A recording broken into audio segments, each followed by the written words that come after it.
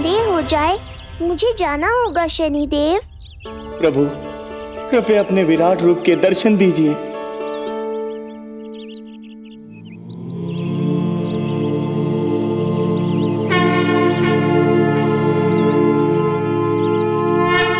सशंख चक्रम सकिरीट कुंडलम सपीत वस्त्रम सरसीरुहेक्षणम सहारवक्षस्थलशोभितौस्तुभम् नमामि विष्णु शिरसा चतुर्भुजम्।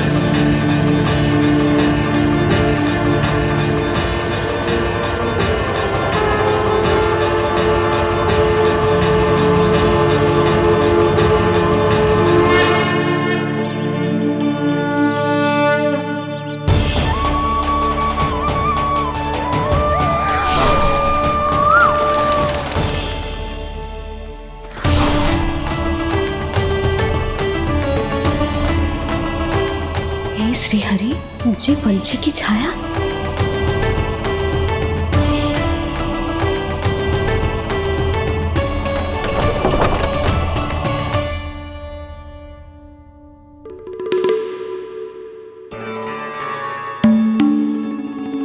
यशोदा, क्या हुआ?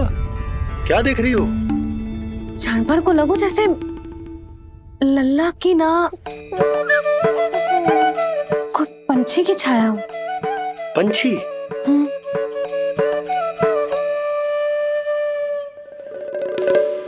अब ना मुझे तो लग रहा है जो गिलहरी की छाया।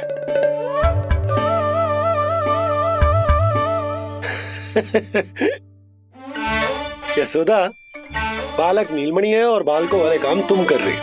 अरे प्रकाश और छाया से खेलने का काम लल्ला के लिए छोड़ दो। अरे परंतु ये देखो, झरोका खुलो है, ठंडी बयार चल रही है, लल्ला को ठंड लग जाएगी। बंद करो, जाओ। हाँ हाँ हाँ लल्ला, ए लल्ला।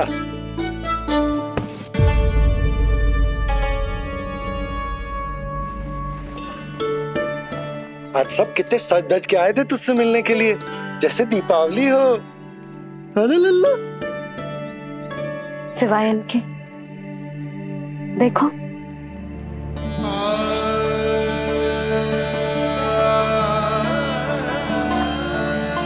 जब से चिच्ची मथुरा से लौटी है, इनका सजना सवरना सब छूट गया है। मैया, तब तो हमें अवश्य ही कुछ करना चाहिए। सुनो जी, हमें अवश्य कुछ करना चाहिए। जे इसे देखो, ना तो जे थको है, ना इसकी आंखों में नींद है। हो सकता है इसका भी मन हो अपनी बड़ी माँ से बात करने का।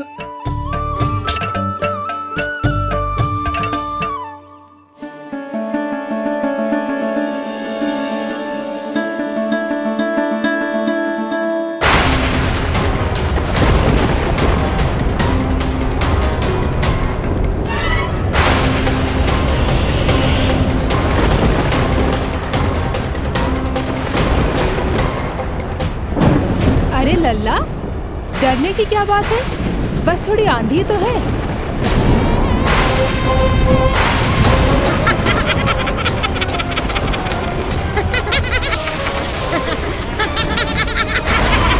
लल्ला, लल्ला, लल्ला, लल्ला।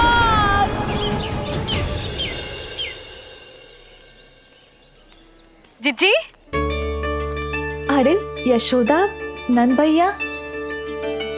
जिज्जी, ये नीलमणि के षष्ठी पूजन का उपहार है।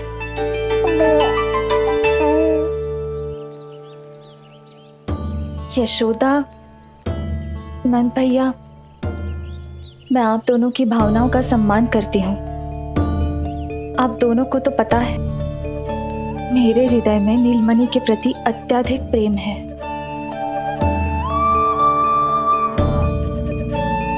यशोदा, तुम तो जानती हो, मैं ऐसे वस्त्र नहीं पहनती। स्त्री का श्रृंगार उसके पति से होता है और मेरे पति तो उस महादुष्ट कंस के कारागार में बंदी है। ऐसे में इस रास रंग का झूठा दिखावा कैसे करूं नंद भैया? अभी समय नहीं हुआ है, इसीलिए विवश हूँ। पर आपका दुख मैं भली भांति समझता हूँ बड़ी माँ। दिन रात ये भय लगा रहता है कि कभी भी उस कंस के सैनिक आएंगे और मेरे पुत्र को मुझसे दूर ले जाएंगे। इस आशंका में मैंने उसका बालपन भी खो दिया है। उस नन्हे से बालक को 4 दीवारों के भीतर बंद करके रखा है मैंने। थोड़ी देर और, बस तेरे बाबा अब भी आते ही होंगे।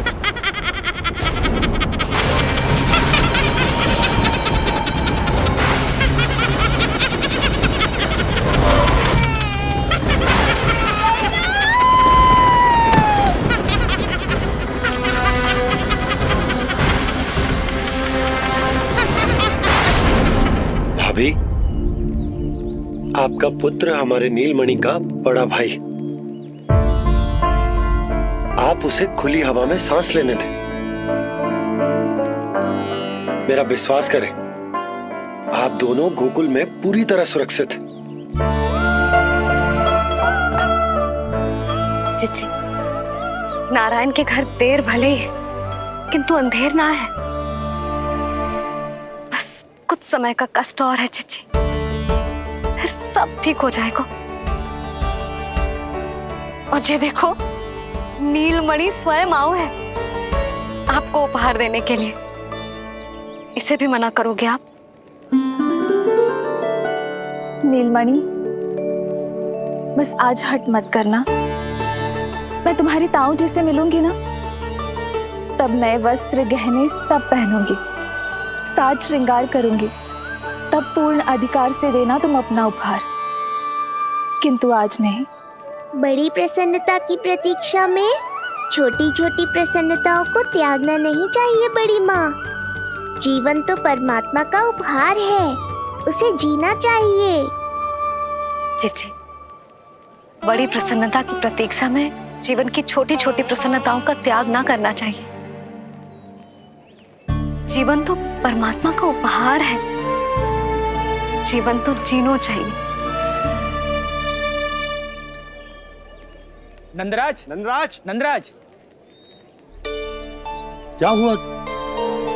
भोला बंसी, तुम दोनों यहाँ? जी वो उपनंद जी ने कही थी कि आपको वार्षिक कर के बारे में स्मरण करा दूं, इसलिए हम दोनों चले आए। अरे हाँ, नीलमणि के आने की प्रसन्नता में मैं तो भूल ही गया था। अधिक देर होने पर कंस की दृष्टि में आने का संकट। कोई ना, मैं कल मथुरा जाकर कर जमा करा दूं। अरे किंतु कल तो लल्ला का पालना उत्सव है। सुनो जी, शीघ्र ही आना। भैया, हो सके तो अपने भैया और बहन देवकी का समाचार भी पूछ लीजिएगा। जी भाभी। इस बार कछु समस्या नहीं होनी चाहिए। ये बार आज मथुरा से कछु अतिथि आए थे, उन्हें पता चलो है कंस ने राजा वासुदेव और रानी देवकी को कारागार से बाहर निकाल लो है और अपने महल में रख लो है।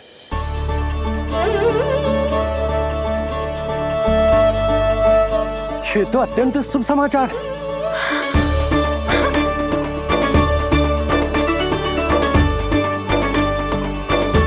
तुमने पहले क्यों ना बताया? हमें लगो आपको पहले ही से पता होगी महाराज। अच्छा ठीक है, जाकर तैयारी करो, कल तुम दोनों भी मेरे साथ चलोगे। जाओ।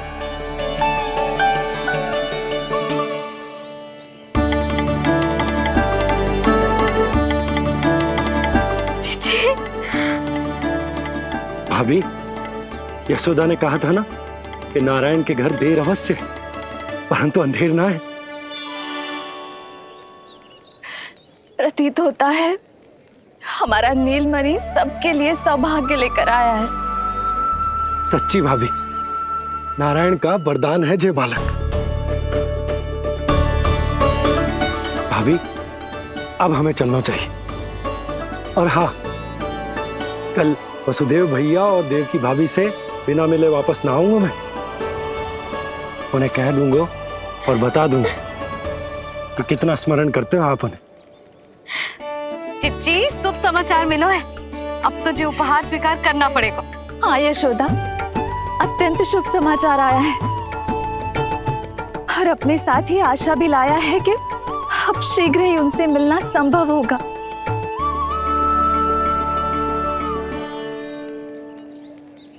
तुमने सत्य कहा था यशोदा, जीवन जीना चाहिए। मैं भी जीऊंगी, छोटी छोटी प्रसन्नताओं को मनाऊंगी, अपना ध्यान रखूंगी, फिर से सजूंगी, संवरूंगी। अब जब वो मुझसे मिलने आएंगे, उनका स्वागत करूंगी। उन्हें वैसे ही मिलूंगी जैसे जैसे उन्हें छोड़कर आई थी। मैं आपको आपके दुख से मुक्ति दिलाऊंगा। बस कुछ समय तक और प्रतीक्षा कर लीजिए बड़ी माँ।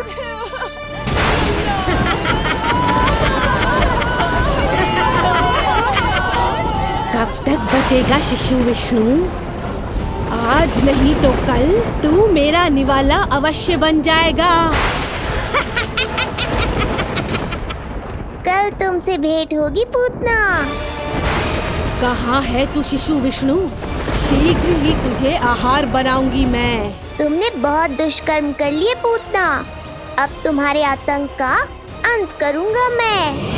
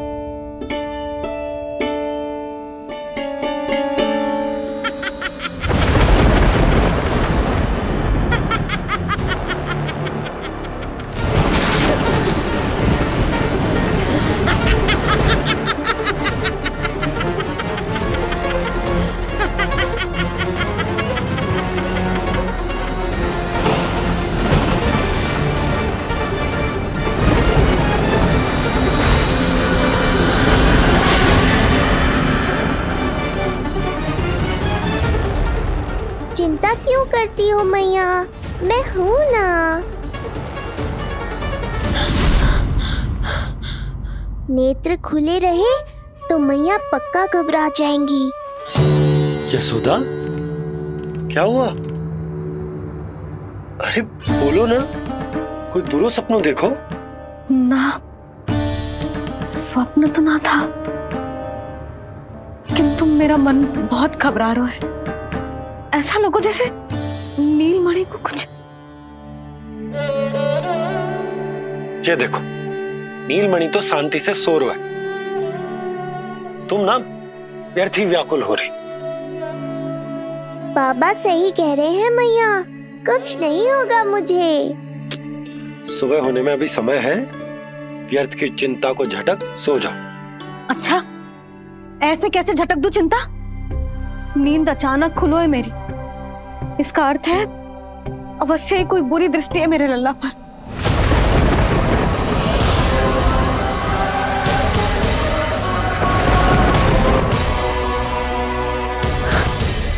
आप भी कल जा रहे हो मथुरा? सुनो जी, जाना आवश्यक है, रुक ना सकते आप। कर जमा करानो है यशोदा, कल अंतिम दिन है। यदि वो निकल गए तो नारायण ही जाने वो कंस क्या करेगा। जानो आवश्यक। पिछले 6 दिन से नित्य कोई ना कोई कर्मकांड संस्कार चल रहा है, इसीलिए तुम थक गई हो। तनिक विश्राम कर लो, सो जाओ। देखो, नीलमणि भी यही कह रहा है कि मैया मोरी विश्राम कर लो, सो जाओ। कल मेरा पालना उत्सव मनानो है कि ना? सो जाओ।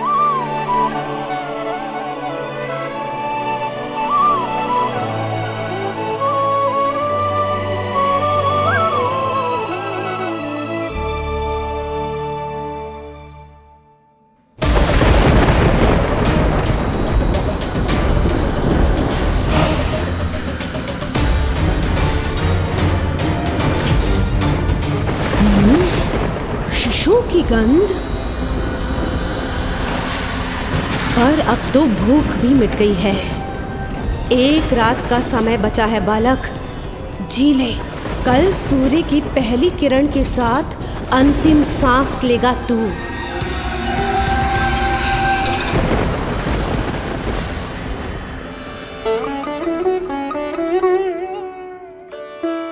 संतान के लिए मैया का कैसा अद्भुत प्रेम है ये। पूतना की छाया से ही इन्हें आने वाले संकट का आभास हो गया।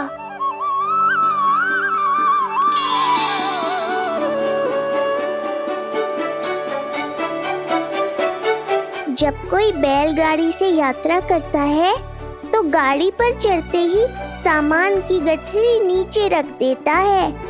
उसे पूरे समय अपने सिर पे ढोते हुए यात्रा नहीं करता। उसी प्रकार आप भी अपनी चिंता की गठरी मुझे सौंप दो मैया, मैं सब संभाल लूंगा। जैसे आप थपकी देकर मुझे सुलाती हो, वैसे ही आज मैं आपको सुलाऊंगा।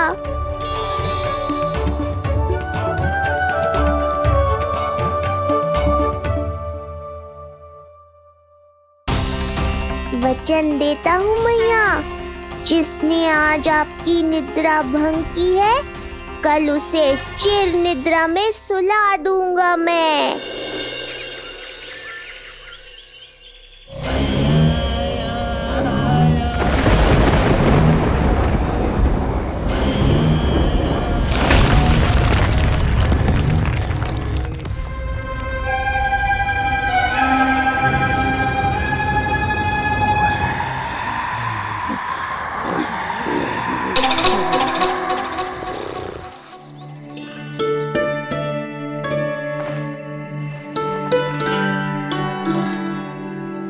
गाड़ी तैयार है नंदराज जी। उपहार और मिठाइयाँ तो ठीक है, किंतु भोजन रखो है कि ना? हाँ भाभी, रख दियो है। और भोजन ऊपर रखो है कि मिठाई? भोजन ऊपर रखो है भाभी। मुझे लगो ही था, अब मिठाइयाँ पिचक जाएंगी ना। हाँ भाभी, तो अभी मिठाइयाँ ऊपर रख देते हैं। क्या होगा बंसी भैया, फिर मिठाइयों का रस भोजन में चला जाएगा ना। मैया ऐसे पूछताछ करोगी तो हड़बड़ा तो जाएंगे ही। अरे भोला बंसी, अरे भोजन और मिठाइयों को अलग अलग रखो भाई।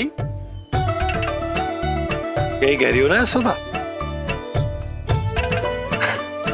अरे वाह, आज हमारा राजकुमार जल्दी उठ गए हो। इसे भी पता है पालना उत्सव में इसके बाबा ना होंगे इसके साथ, इसीलिए विदा करने आ गए। फिर कोई ऐसो कर्मकांड ना होगो जब मैं ना हूं। बस आज जाने दे लल्ला, सबको जाकर अपने हाथों से मिठाइयां भेंट करूंगा और सबको बताऊंगा कि इतना सुंदर, इतना प्यारा लल्ला का बाबा बन गया मैं।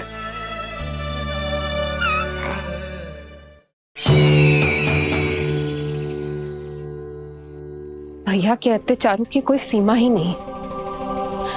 हमारे पुत्र को ढूंढने के लिए अब उन्होंने पूतना को आदेश दिया है। वो केवल महाभयंकर ही नहीं बल्कि मायावी भी है। हमें किसी भी प्रकार से ये सूचना गोकुल भिजवानी होगी।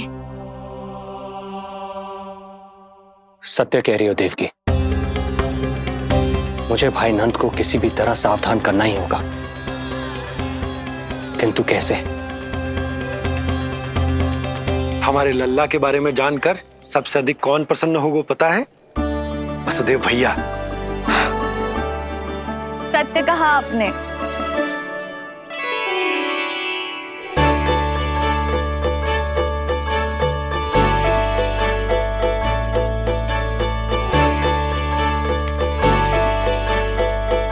बड़ी माँ, नए वस्त्रों में ये हुई ना बात। बहुत बहुत अच्छी लग रही हो रोहिणी जीजी, सच्ची।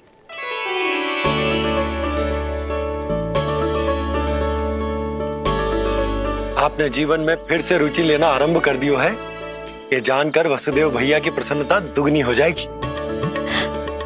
ये उनके लिए मेरे हाथों से बनाए पेड़े मथुरा के पेड़ों से भी अधिक प्रिय है उन्हें।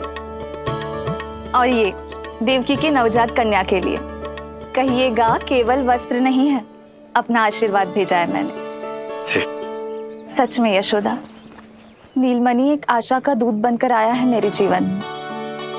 नंद भैया, उनसे ये भी कहिएगा कि मैं और उनका पुत्र, हम दोनों ही यहाँ कुशल से हैं। अगर ईश्वर ने चाहा तो शीघ्र ही उनसे मिलना संभव होगा। वसुदेव भैया और देवकी भाभी से बहुत सारी बातें करनी है। यदि विलंब हो जाए तो चिंता मत कर, जाने से पहले अल्लाह को हृदय से तो लगा लो।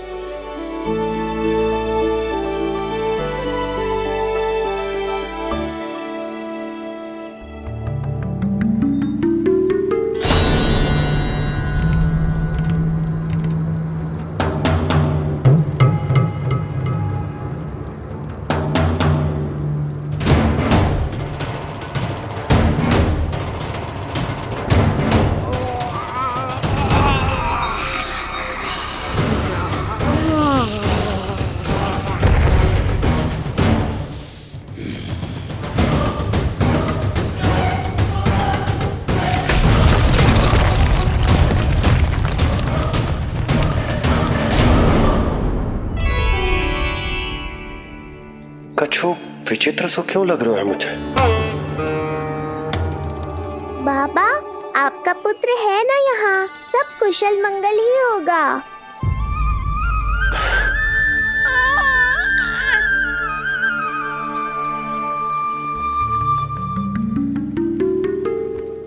चलता हूँ। ध्यान रखो।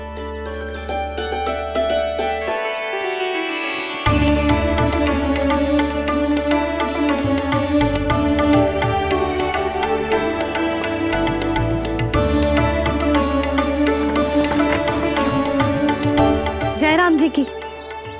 जय राम जी की।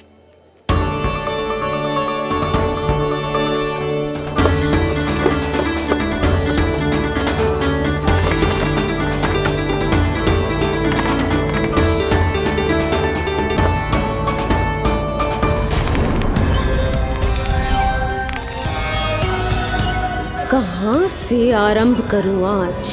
ब्रजपुरा, रानी घाट, देतिया, बरसाना या गोकुल?